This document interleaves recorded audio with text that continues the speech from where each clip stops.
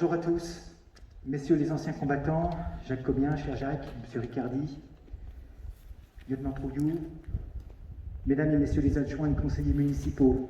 Sur la commune, une cérémonie restreinte pour permettre le respect des mesures de distanciation avec l'accord de la sous-préfecture, et ce pour une vingtaine de personnes. Nous sommes sans public et sans la traditionnelle présence de la musique des terres froides. Nous les excusons et nous comprenons tout à fait leur décision par mesure de précaution. Je souhaitais, et l'ensemble du Conseil, très représenté aujourd'hui, souhaitait cette commémoration pour manifester notre reconnaissance à nos anciens combattants et aux combattants en général qui défendent les valeurs de la République et luttent contre toutes les menaces sur notre liberté. En ce jour de commémoration, l'absence des enfants de nos écoles nous manquera particulièrement. J'ai demandé à mes collègues adjoints de lire les noms des appelants morts au combat sur le monument. Je cède la parole à Jacques.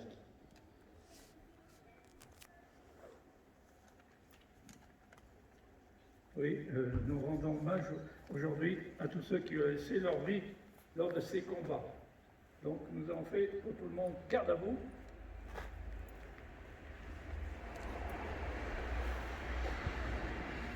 Lecture du message national par Monsieur le maire. Journée nationale de commémoration de la victoire et de la paix, hommage à tous les morts pour la France. Geneviève Darrieussecq, ministre déléguée auprès de la ministre des Armées, chargée de la mémoire et des anciens combattants. C'était il y a un siècle. Le 10 novembre 1920, la Grande Guerre est achevée depuis 2 ans. Dans la citadelle de Verdun, Auguste Tin, soldat de 2e classe et pupille de la nation, dépose un bouquet d'œillets blancs et rouges sur le cercueil d'un soldat. Un parmi les combattants des Flandres, de l'Artois, de la Somme, du Chemin des Dames, de Lorraine et de la Meuse. Un de ces braves. Un des poilus qui participa à une interminable guerre. Un de ces Français qui œuvra à la tâche incommensurable de la victoire. Un parmi des milliers qui est devenu le soldat inconnu. Le 11 novembre 1920, le peuple de la France l'accompagne solennellement sous les voûtes de l'Arc de Triomphe. La patrie reconnaissante et unanime s'incline respectueusement devant son cercueil, en saluant la mémoire de tous les soldats morts sous le drapeau tricolore. Quelques mois plus tard, il était inhumé.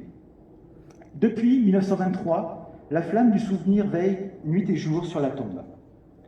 Chaque soir, elle est ravivée pour que jamais ne s'éteigne la mémoire. La sépulture du soldat inconnu est devenue le lieu de recueillement national et le tombeau symbolique de tous ceux qui donnent leur vie pour la France.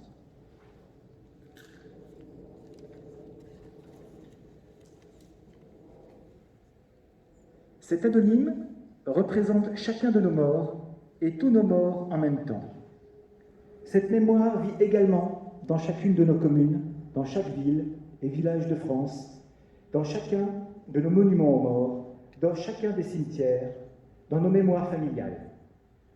Elle vit dans l'œuvre de Maurice Genevoix, qui entre aujourd'hui au Panthéon. Le président de la République l'a souhaité en l'honneur du peuple de 14-18. Maurice Genevoix n'entre pas seul dans le temple de la nation. Il entre en soldat des éparges, un écrivain et en porte-étendard de ceux de 14. Il y entre avec ses millions de frères d'âme, ceux dont il a immortalisé le souvenir, l'héroïsme et les souffrances. Il y entre avec toute la société, de la première ligne à l'arrière, mobilisée face à l'adversité et qui a tenu avec une admirable endurance. 8 millions de soldats combattirent sous les couleurs de notre drapeau. Aucun d'entre eux ne revint totalement indemne. Des centaines de milliers furent blessés dans leur chair comme dans leur âme. 1 400 000 tombèrent au champ d'honneur. Nous ne les oublions pas, inlassablement, nous les honorons. Chaque 11 novembre, la nation rend également un hommage solennel à tous les morts pour la France, ceux d'hier et ceux d'aujourd'hui. Chaque année, nous rappelons leurs noms. Chaque 11 novembre est un moment d'unité nationale et de cohésion autour de ceux qui donnent leur vie pour la France, de ceux qui la servent avec dévouement et courage. En cet instant, Au souvenir des événements passés et aux prises avec les épreuves de notre temps, nous nous rappelons que c'est tout un peuple uni et solidaire qui fit la guerre et qui la supporta en la triomphant.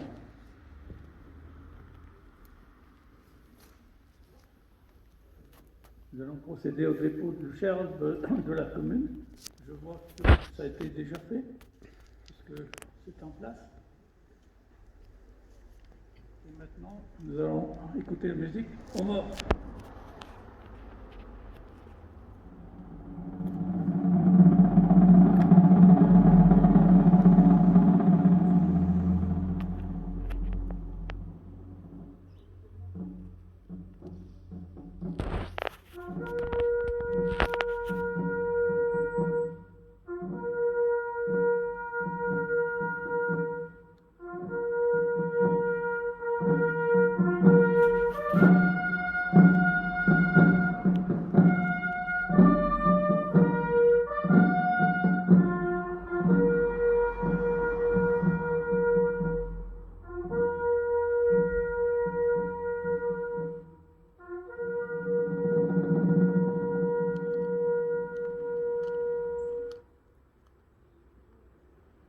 Nous allons observer une minute de silence en mémoire de tous nos morts.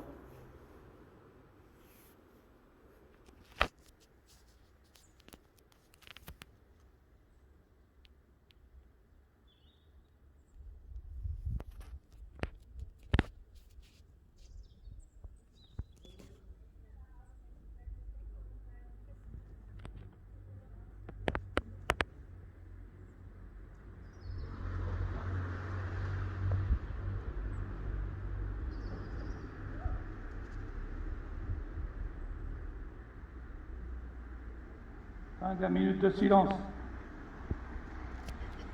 Maintenant, la Marseillaise.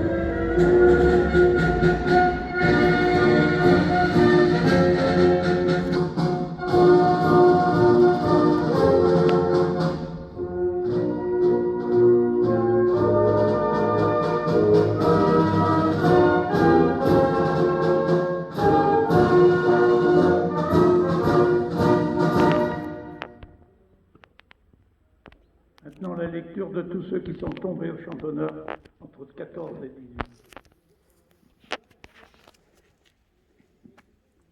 Mort pour la France.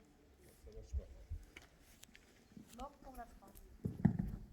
Mort pour la France. En 1914, Gonon Louis, Breyer Auguste, Termos Baja Charles, Martin Alphonse, Jacquin Alphonse, Chabert Louis, Pénel Séraphin, Bernard Colomba Jean, Union Falk Jean, Burlon Artaud Émile, Burlon Artaud Pierre, Millat Joseph, Houillon Claudius, Trouillou Pierre-Auguste, Jacquin Alphonse, Termos Fernand, Poliquin Marius, Christin Paul, Sibu Félicien, Argot Henri, Bayard Joseph.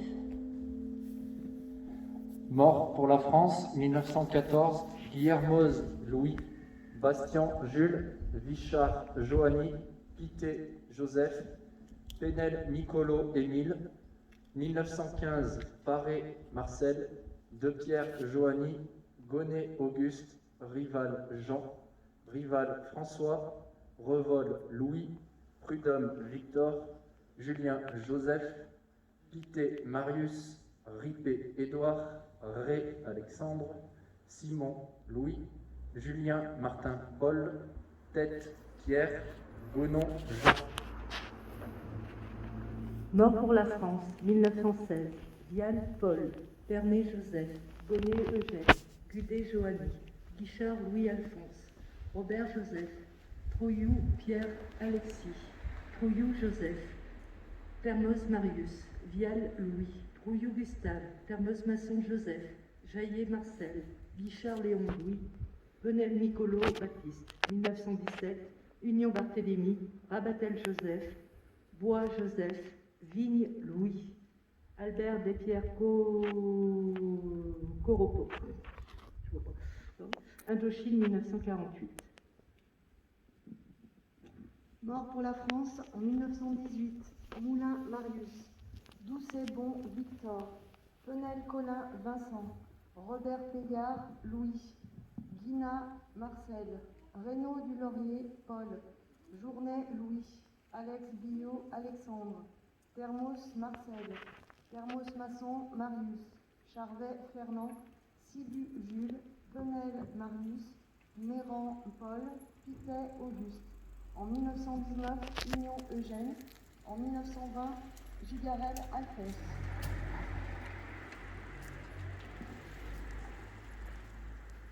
La cérémonie est terminée. Je vais laisser la parole à Monsieur le maire.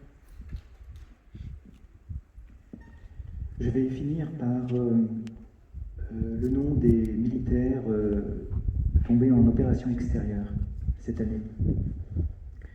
Chef de bataillon Clément Frison-Roche, 5e régiment d'hélicoptères de combat.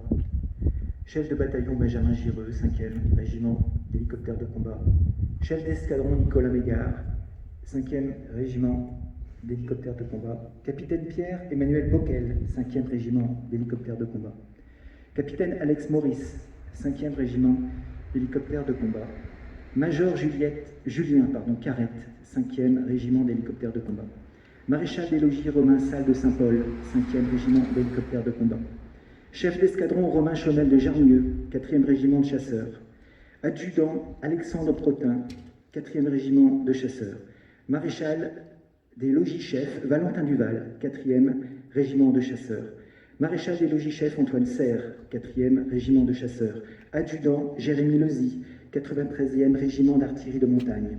Adjudant Andreïk Djouk, 2e régiment étranger de génie. Caporal-chef Vlodomir Ribochouk, 1er régiment étranger de génie.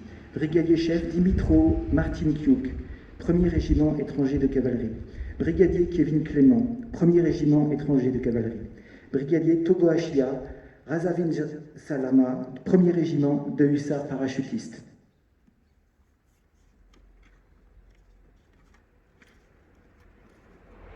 Maréchal des logis Andy Fila, 4e régiment d'infanterie de soutien logistique parachutiste. Maréchal des logis ST, 1er régiment de hussards parachutistes. Brigadier Arnaud Volpé, 1er régiment de hussards parachutistes, tous morts pour la France.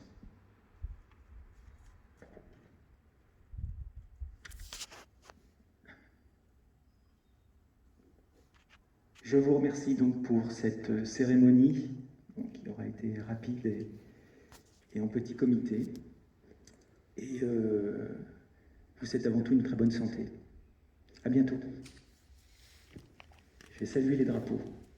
Le drapeau.